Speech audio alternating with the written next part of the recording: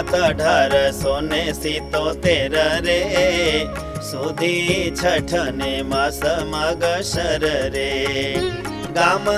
લોયામાં શ્રીજી ભગવાન રે બેઠા સુરા ખાચર ને ભવન રે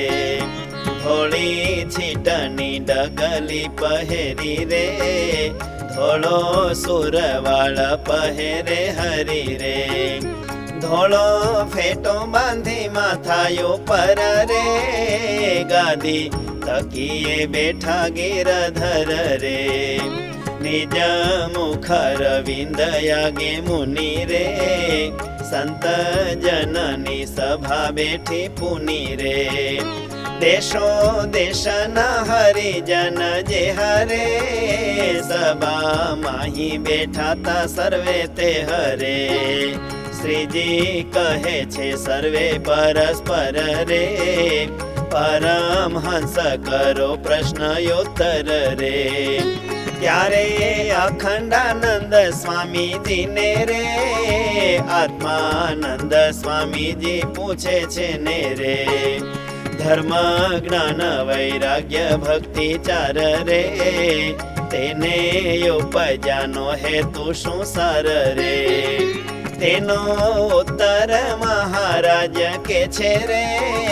વૈરાગ્ય તો એમ જ ઉપજે છે રે કાળ સ્વરૂપ જો જાણમાં આવે રે તે કાળ સ્વરૂપ તે શું કાવે રે તે તો નિત્ય પ્રલયને જો જાણે રે નૈમિતિક પ્રલયને પ્રમાણે રે ફળી પ્રાકૃત અને આત્યંતિક રે એહ ચાર પ્રલય જાણે છે કરે બ્રહ્માદિક સ્તંભ પર્યંત સર્વ રે જીવ તણા આયુષ જાણે એવ રે એમાં જાણીને પિંડ ને બ્રહ્માંડ રે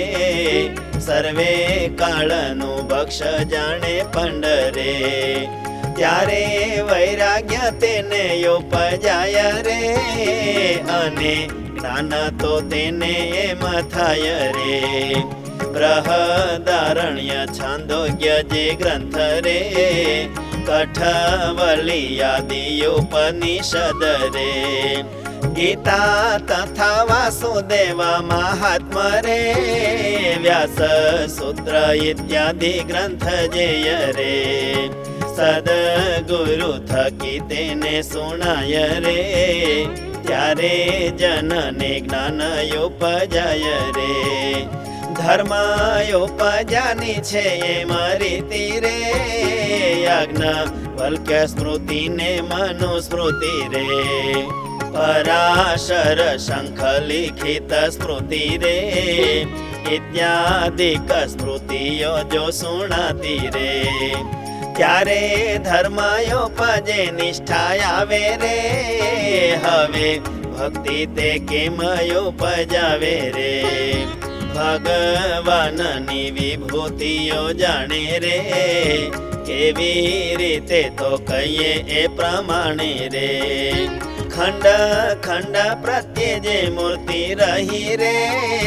તેનું શ્રવણ કરે પોતે જહી રે ભગવાનના ગોલોક વૈકુંઠ રે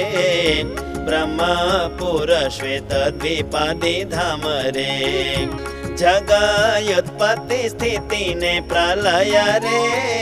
પ્રભુ લીલા તે મહાત્મય સહરે રામ કૃષ્ણાદિ પ્રભુ અવતાર રે તેની કથાઓ હે તે સુણનાર રે તેને ઉપજે પ્રભુ વિશે ભક્તિ રે એમાં ચારે તણી કરી વિગતિ રે તેહ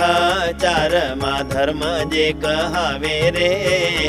તે તો કાચી બુદ્ધિ જ્યારે રહાવે રે ત્યારે પ્રથમથી જ કર્મ કાંડ રે સ્મૃતિ તેનું શ્રવણ કરે પંડ રે ત્યારે તેહને ધર્મ ઉપજાય રે, અને જ્યારે ધર્મે દ્રઢતા થાય રે.